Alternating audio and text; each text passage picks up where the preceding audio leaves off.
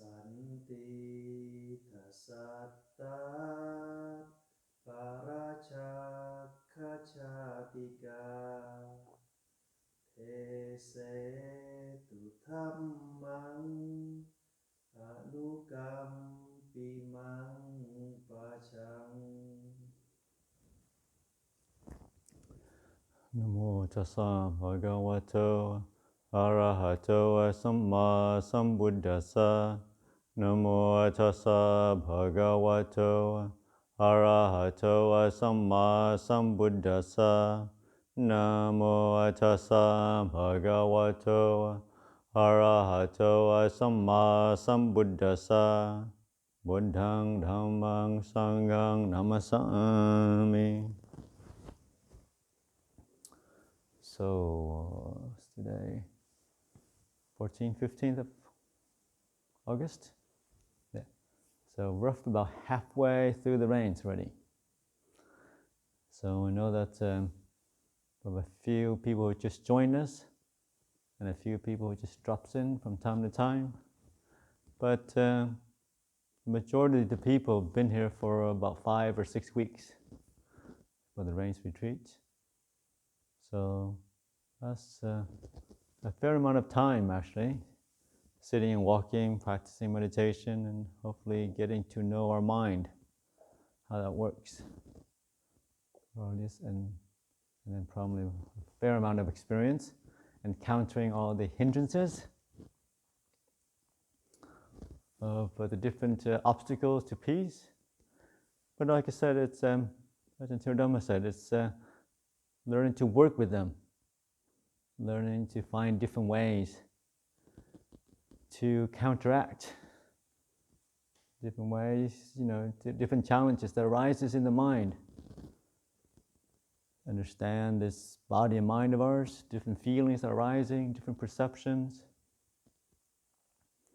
See what does it feel like to, when you come to the monastery, it's so inspired, everything's beautiful. And then after a few weeks, you get desperate and everything's really annoying, everybody's really annoying you, nothing works. Start to fault find and having cabin fever. Can't wait for October the 2nd, so you can go home and get on with your life. And but the thing I find about this path is, like I said, it's very fascinating. There is, we all have very different strengths and weaknesses, and there's nothing good in it and of itself, nothing bad in of itself. Some people think, I think a lot, so I can't have a peaceful mind, so I'll never become enlightened because I can't have samadhi. I can't have samadhi, then I can't contemplate, and I can't contemplate, and I'm forever doomed in samsara. That's not true, right? There's different ways to approach. Our task, our responsibility is to understand, to work with the strength and all weaknesses that we have, and to use our innate wisdom to overcome, the obstacles to peace. Just like Ajahn Khemavaro says, these obstacles are an expression of ourself somewhere. Some kind of attachment, expectation, or wanting. And once we understand that, once we learn it, then they disappear. We transcend them. We encounter different things, and these obstacles become more subtle. But it's just like going to school. Kindergarten, preschool, high school, and uni. And each time the test gets more subtle and more difficult. And it's just just different ways to approach the Dhamma. Or some people say, very peaceful mind. But then if you have really strong samadhi, but then you make a self out of it, I'm the one who have strong samadhi. Or I'm the one, you get really attached to it, so you can't go to the meal because you can't look at people. Okay, they disturb your meditation. You can't talk to anybody. You got to go around with your earplugs in your ears because you can't hear any sounds either. And then you're making a problem out of your samadhi. So what could be a strength can turn out to be an hindrance as well if we start to attach to it, start to make a self out of it. So our problem, our practice, trying to encourage people always not to make a problem of anything, any situation, to learn to go with the flow, find ways to live in peace and harmony with others and with yourself. And I thought I'd just throw in the 4 aspirations, the 4 different stages of the spiritual practice. First is inspiration. You come and it's beautiful, lovely monastery you have there, Ajahn. Everybody's so wonderful. You're so inspired. You read the sutta, and the Buddha sat down, and become enlightened, and everything's fine after that. It's beautiful. And then you start to, so inspiration, come aspiration. Oh, may I become, may I too become enlightened in 7 days. Buddha took 7 days. I guess I got 7 days to take off my time, get meditation happening, go through the 8 jhanas, and do the contemplation, and ding, you're enlightened. We give your certificate, you go home, live happily ever after, write your books. Comes the aspirations to come. And then you come, and then day 2, day 3, not much is happening, but you still have a few more days to go. You don't have to worry. Day 4 comes, still nothing. 4 weeks gone by, what? Still can't watch my breath. And these people that were so lovely a few weeks ago are really having some really odd habits. They're starting to get on your nerves now. So so after aspiration, what do you get? You get desperation. Now you're like, oh God, I'm not enlightened. It's really cold here. Weather's terrible. Getting a stomach ache because something's gone off in the kitchen. Nothing's going right. Getting desperate. And then comes expiration. I'm like, okay, I think I'm going to try something else now. Thanks, everybody. But I think I'll become a Hindu now. And do my meditation somewhere else. So those are the 4 aspirations we come, and we see that. But as practitioner, we just, instead of getting caught up in these cycles of rebirth, of birth and death, wanting and not wanting, hopefully we stand back and look at it and see the evolving moods that goes through the mind. The good day that this feels like you're in heaven, and then the bad days feels like you're in hell. Everything goes out. But that's not the problem. Hopefully we remember the Dhamma, that these things change. The things, go up and down, but we don't have to get caught up in these stories. We can be just the watcher. We can watch these moods come and go. These feelings, the judgments of, oh, I like this is my friend, and then tomorrow, this guy's really annoying now. And then the other person comes, and this one changes. Watch, oh, that's interesting, okay. Yeah, today the mind is saying these things. Today these thoughts are coming, these feelings are coming. But we know, they change. So while you're aware of them, you're present. You don't allow them to dictate. You're not so caught up in the high and the lows. There's space, there's distance. We're not trying to suppress these feelings, these moods that we have, but we're also not getting caught up in them. We can just, be the watcher to see the interplay with different things that come up. And it's the same with the practice. No responsibility is just to be present, be aware, and then to understand, okay, what hindrances am I experiencing in this moment today? And how can I work with them? How can I find ways to transcend them? Not through willpower, not through force, not through irritation, but to understand, why is it that I'm feeling that I'm experiencing sloth and torpor today? Is it just lack of sleep? Is it the food I've eaten?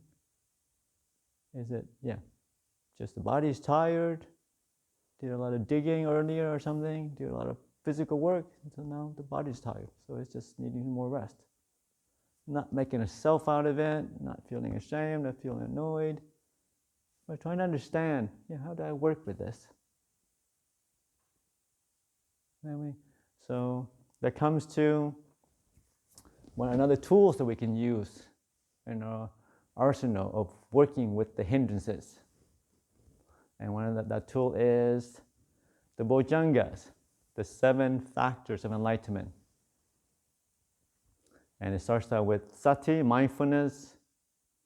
And then you have dhamma vicchaya, reflection of the dhamma. Then virya, energy. And it comes piti, which is spiritual rapture. With piti comes passaddhi, which is the tranquility of the body. With the tranquility of the body comes samadhi, concentration. With samadhi comes equanimity. Those are the different factors of enlightenment that we can recall, worked up. Also, you can divide into 2 sets of 3, and with one in the middle is sati. With mindfulness, you're aware of what's happening, what states of mind are you experiencing. And if you find that the mind is a bit low in energy, then you focus on the factors that lifts up the mind.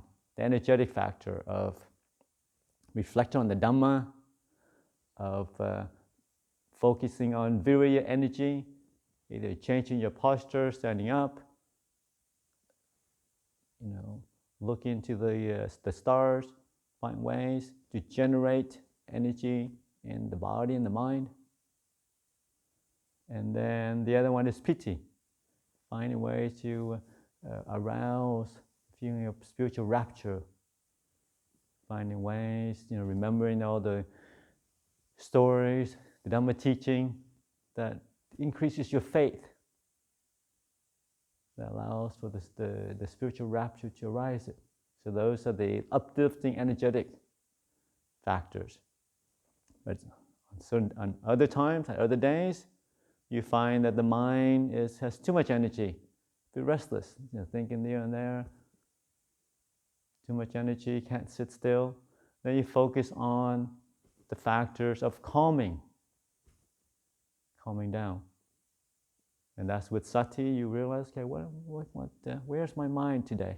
Where's my mind this moment? Is it having too much energy or is it too little?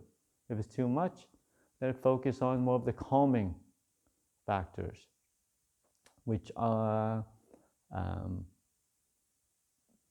the stillness of the body, passaddhi, so samadhi, and upekkha. These calming. And remember, we make our world, so what we give attention to, that starts to grow. So using the 7 factors of enlightenment, you give focus on different aspects of the practice. So you focus on stillness starts to grow in the mind. You focus on equanimity, that aspect starts to grow slowly. Like I said, it's just a mental training. It's the muscles in the mind. We need to start to exercise it slowly. In the beginning, it might be difficult, but as you do it more and more, you'll find it's easier and easier to bring up these different factors of enlightenment that comes up. And a lot of times, but also you can see the Bojjhanga is something that is also progressive. But when any of those teachings, they don't exist in and of themselves. There's also conditioning. A lot of the Buddha suggests, encourages seclusion, sense restraint. dispassion, something inclining towards, simplicity and emptiness. So, hopefully, as we, move towards the rains, half of it is pretty much done with. Hopefully, we'll start to withdrawing our senses, dampening things down, not talking so much. Hopefully, there's not a lot of projects happening, so we start to move more inward. Find that there's no need to have so much conversation. Everybody knows pretty much each other, the routine, our little courts. So we can just go throughout the day, doing the chores, working together, but not having to excite each other, with too much communication, too much talking. We can be in the same room, but we don't have to start to break out in conversation and socializing. Because we know that when our speeches starts to, we leave traces in our speech in other people's perception and minds. Even the speech of encouragement, sometimes people can take it the wrong way, and that can start bouncing in their head for a while when they sit there to meditate. So knowing that, we try to restrain things, but also it's for your own will, for our own practice. That way we can reflect on the Dhamma, different teachings that we remember, that we have read, come across. And remember, the practice of samadhi is always moving from diversity to simplicity to unity and emptiness. So we're trying to simplify things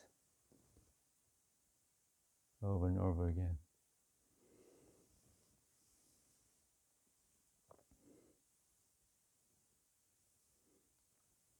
And so that's kind of the 7 factors of enlightenment that we can work with just to counteract the different mental states that arise in the mind.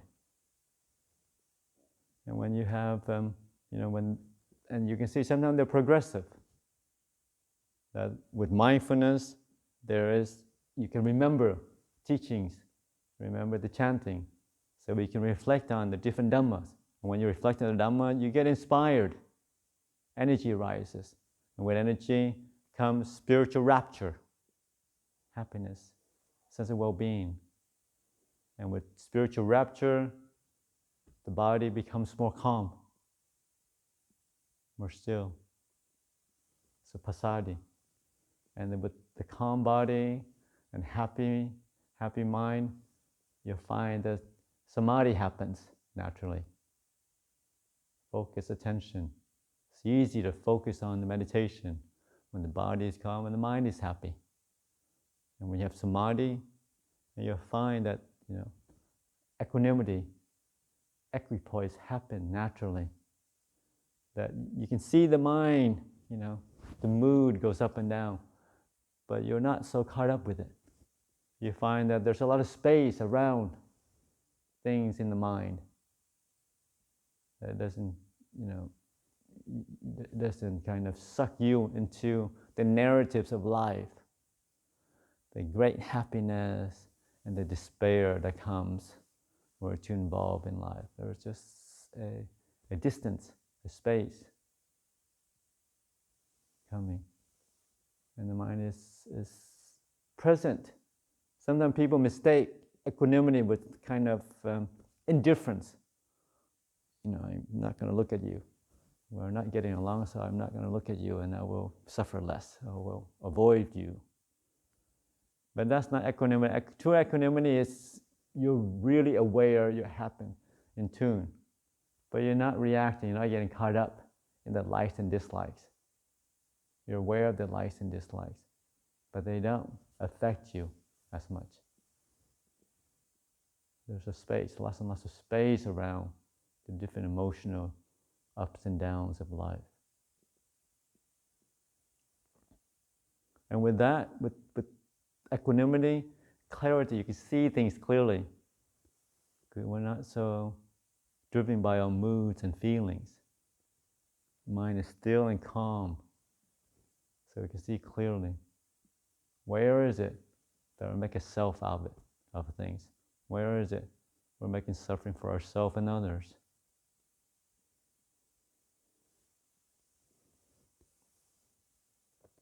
So as we continue this journey to learn about our body and mind, to learn how to work with the different challenges in our own practice, yeah, like I said, that's what they are. They're just challenges. They're not a problem.